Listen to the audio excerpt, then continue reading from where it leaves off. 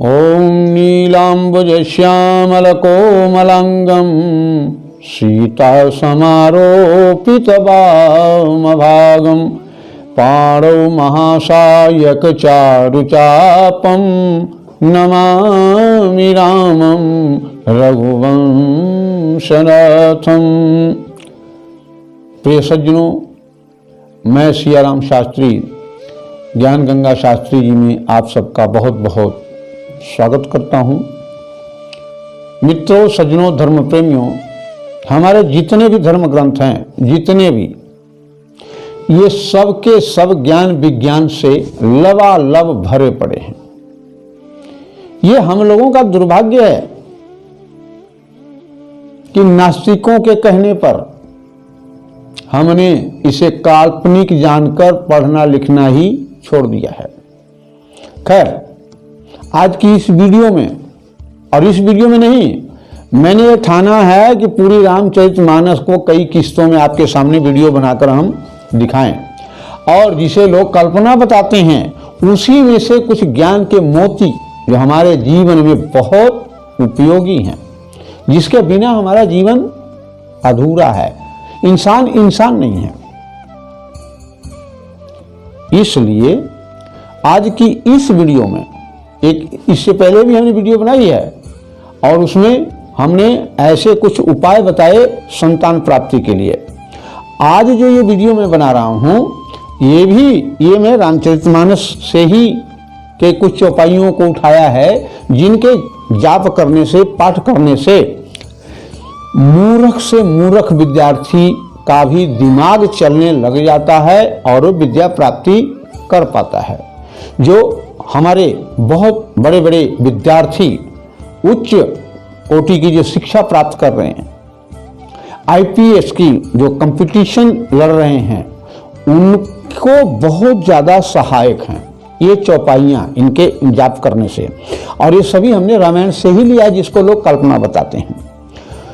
तो मेरे भाइयों, आज आप देख रहे हैं कि हमारे समाज में ये जो हमारी नई पीढ़ियां आ रही हैं, इनमें एक अपराधीकरण का संस्कार बढ़ता जा रहा है। क्यों? क्योंकि जन्म लेते ही हम अपने बच्चों के हाथ में मोबाइल पकड़ा देते हैं। और मोबाइल में क्या आता है? Social media.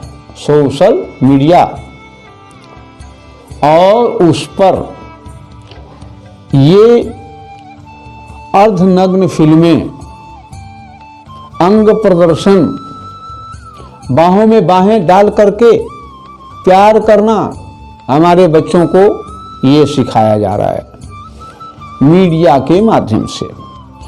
लेकिन और ये लोग अपने आप को बड़े सभ्य समझते हैं, जबकि मैं समझता हूं कि ये जो फिल्मों में ये जो कलाकार अपने आप को कलाकार बता रहे हैं, ये वेश्यावृत्ति से भी घटिया काम है। अरे वैश्याएं तो जो करती हैं पर्दे में करती हैं, और ये लोग तो सरेआम पर्दे पर लाखों दुनिया के सामने करते हैं, खुल्लम खुल्ला प्यार करेंगे। आप वाह, क्या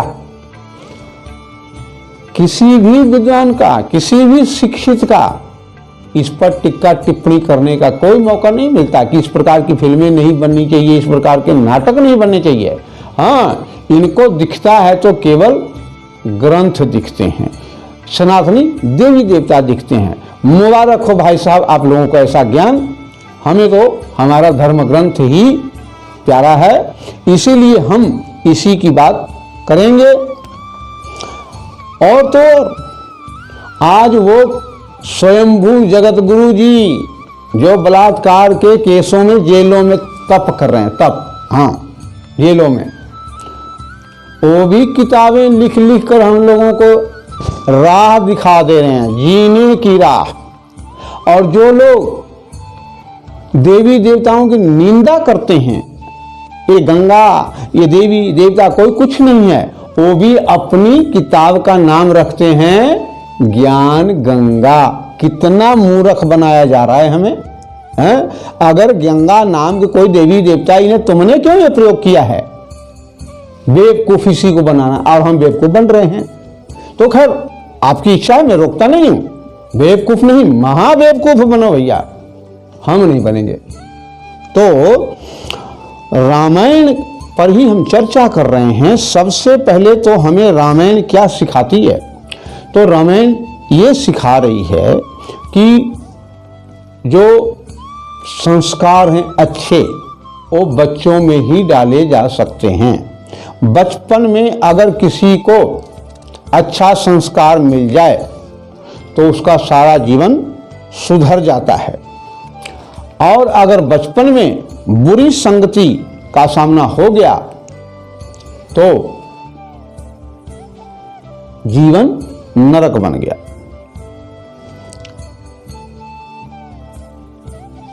अब हम चर्चा कर रहे हैं विद्या प्राप्ति के लिए चौपाई की। तो राम जी जो हैं, हालांकि वो परमेश्वर हैं, अब थोड़े बड़े हुए हैं। तो वहां लिखा है रामायण में, गुरु गृह गए पढ़न रघुराई, अल्पकाल विद्या सब आई, जाकी सहज श्वास श्रुति चारी, सो हरि पढ़ यह कौतुक भारी। राम जी पढ़ने गए वशिष्ठ जी के यहाँ। कहाँ गए? वशिष्ठ जी के यहाँ। आज लोग कहाँ पढ़ने जाते हैं? सभी सुख सुविधाओं से भरपूर चकाचौंध स्कूलों में वैसा ही संस्कार मिलता है उनको। लेकिन पहले ऐसे नहीं पढ़ाया जाता था। चाहे कोई राजा का लड़का हो, महाराजा का लड़का हो, उनको जंगल में जाना पड़ता था। हाँ, और वो भी ब्रह्मनिष्ठ गुरु के पास, जहां चरित्र का निर्माण होता था। तो इस प्रकार से भगवान राम पढ़ने गए। वेद तो कह रहे हैं कि जितने वेद हैं उनके श्वास से निकले हैं। वेद का मतलब ज्ञान विज्ञान। तो परमात्मा के श्वास से वेद निकले हुए हैं। वही परमात्मा आज पढ़ने जा रहा है। बड़े कमाल की बात। तो क्या पढ़ने गया और उस परमात्मा को पढ़ाएगा कौन? तो भगवान पढ़ने नहीं गए, तो क्या करने गए? वो हम लोगों को, संसारिकों को पढ़ने की प्रेरणा देने के लिए पढ़ने गए। और वो ये कहने गए कि मैं भगवान भी जब इस दुनिया में आया हूं तो मुझे पढ़ना पड़ा, तो तुम किस खेत की मूली हो? विद्या ग्रहण करना पहली अवस्था में ये रामायण हमें शिक्षा दे रही है, जिसके लोग कहते हैं कल्पना है। रामायण कह रही है प्रथम अवस्था में पहले गुरु से जाकर शिक्षा प्राप्त करो, और ऐसे गुरु से जो संस्कार वाला हो, और वह भी आश्रम में जाकर के शिक्षा दीक्षा ग्रहण करो। ठीक है। और तब जब वो प्रभु राम पढ़ने गए, अल्पकाल विद्या सब आई, तो वो तो पहले से ही ऑलरेडी रेडीमेड पढ़े लिखे हुए थे। उनको क्या पढ़ना था? थोड़े ही समय में भगवान ने सारी विद्या ग्रहण कर ली। वेद, वेदांग, धनुर्विद्या, ज्योतिष विद्या, साम दाम वेद वै संपूर्ण, 16 कला संपूर्ण, क्योंकि ये भगवान है। तो वो सारा पढ़ लिख के गए। अब वो जब राम जी वहां से पढ़ लिख कर आए तो उनका व्यवहार कैसा था, पहले कैसा था, और अब जब वो पढ़ करके आ गए हैं तो अपने भाइयों के साथ ही भोजन करते हैं। हाँ, एक साथ मिलकर कितना ज्ञान है कि परिवार को एक साथ बैठकर भोजन करना चाहिए। रामायण सिखा रही है। प्रात काल उठिकै रघुनाथा, मात पिता गुरु नावहि माथा। हर बच्चे को सुबह सुबह उठकर अपने माता पिता और गुरु को चरण वंदना करना चाहिए। तो ये है चरित्र का निर्माण करना, करैक्टर को बनाना। कौन सा इसमें अंधविश्वास आया भाई साहब अभी तक? ये बताइए जरा, क्या अभी तो ये तो ज्ञान की बातें हैं। जो लोग तुलसी को अनपढ़ और गवार बोलते हैं, मैं कहता हूं कोई माई का लाल धरती पर है कि ऐसे एक छंद, दोहा, चौपाई, सोठा, कविता, श्लोक इतना स्टैंडर्ड का लिख दे। आप जानते हैं रामायण आज भी संसार के 100 पुस्तकों में से 46वें नंबर पर है। 46वें नंबर पर है ये, यानी 54 ग्रंथ अभी भी इससे पीछे हैं।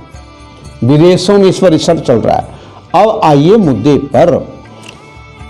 एक ये जो चौपाई है, गुरु गृह पढ़न गए रघुराई, अल्पकाल विद्या सब आई, ये उन सभी विद्यार्थियों को जो पढ़ाई में कमजोर हैं या उच्च श्रेणी की शिक्षा प्राप्त कर रहे हैं, उनको भी नियम पूर्वक इसका जाप करना चाहिए।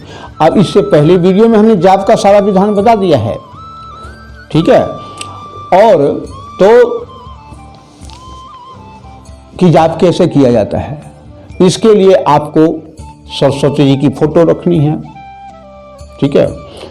उसी तरह पीला वस्त्र पहनना है, पीला आसन रखना है और सरस्वती जी की पूजा करनी है धूप दीप नैवेद्य आदि से। इसे पिछली वीडियो जो है संतान प्राप्ति, उसको आप ध्यान से देखिए तो उसमें सारी विधि बताई है। तो कम से कम एक माला इस चौपाई का, गुरु गृह गए पढ़न रघुराई, अल्पकाल विद्या सब आई, इसको जब आप जाप करेंगे तो थोड़ा तेज में बोलना पड़ेगा आपको, वो भी मन से। कोशिश कीजिए कि मुंह से आवाज ना आए। गुरु गृह पढ़न गए रघुराई, अल्पकाल विद्या सब आई, गुरु गृह पढ़न गए रघुराई, अल्पकाल विद्या सब आई। तो पहले थोड़ा टाइम लगेगा, जब अभ्यास बन जाएगा तो बिल्कुल ये 5-7 मिनट में एक माला यानी 100 मंत्र हो जाएगा। तो इस प्रकार से इसका पूरा अभ्यास किया जाए। इस मंत्र का जाप करें, नित्य प्रति करें, हनुमान जी का हनुमान चालीसा का पाठ करें बाद में, और वो प्रसाद का वितरण करें। मुख्य काम है इस चौपाई को जपना, गुरु गृह गए पढ़न रघुराई। इसको नियमित रूप से आप करते हैं, निश्चित रूप से आपको विद्या प्राप्ति में सफलता मिलेगी। आप जिस कंपटीशन की तैयारी कर रहे हैं उसमें भी सफलता मिलेगी। ये कोई अंधविश्वास नहीं है, बिल्कुल इसमें केवल श्रद्धा और विश्वास की जरूरत है।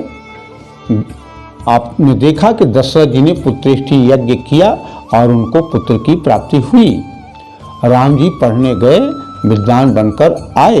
तो इस प्रकार से इन नास्तिकों की बात को छोड़िए और अपने धर्म ग्रंथों का अध्ययन कीजिए, क्योंकि ग्रंथों के बिना हमारा जीवन जो है पशु के समान है। ग्रंथ क्या है? ग्रंथ हमारे जीवन का महाराज संविधान है। ग्रंथ हमारे जीने की कला सिखाते हैं हमें। आज यही कारण है लोग ग्रंथ पढ़ने से हट जाने की वजह से लोग जीना भूल गए, राक्षस प्रवृत्तियां हावी हो गई, हम राक्षस बन चुके हैं। तो चलिए खैर जो भी है, सारी रामायण ना भी पढ़ें, इस एक चौपाई को करें। हम ये कोशिश यही कर रहे हैं कि ऐसे ऐसे चौपाइयों को रामायण से निकाल करके कौन सी चौपाई किस काम के लिए काम में आती है ये हम आपको बताते रहें। इससे एक हमारी अगली वीडियो है उन बच्चों के लिए जिनकी शादी में विलंब हो रही है, नहीं हो पाती समय पर, या शादी तो हो चुकी है, गृहस्थ जीवन में कुछ परेशानियां हैं, उन पर हम ये अगली वीडियो बना रहे हैं। और मुझे उम्मीद है कि वीडियो आपको पसंद आई होगी। और प्लीज़ लाइक के साथ सब्सक्राइब, यार हम आपको फ्री में कथा सुनाते हैं, आप सब्सक्राइब करने में आपका जाता क्या है? तो सब्सक्राइब आप ज़रूर किया करो, भगवान का प्रचार होता है और ज़्यादा से ज़्यादा लोगों में फैलाया करो, सबका भला हो यार, आपका क्या जाता है? प्रचार करना भी भगवान की भक्ति है। तो बहुत कुछ नहीं कहते हुए और बड़े प्यार से जय श्री राम।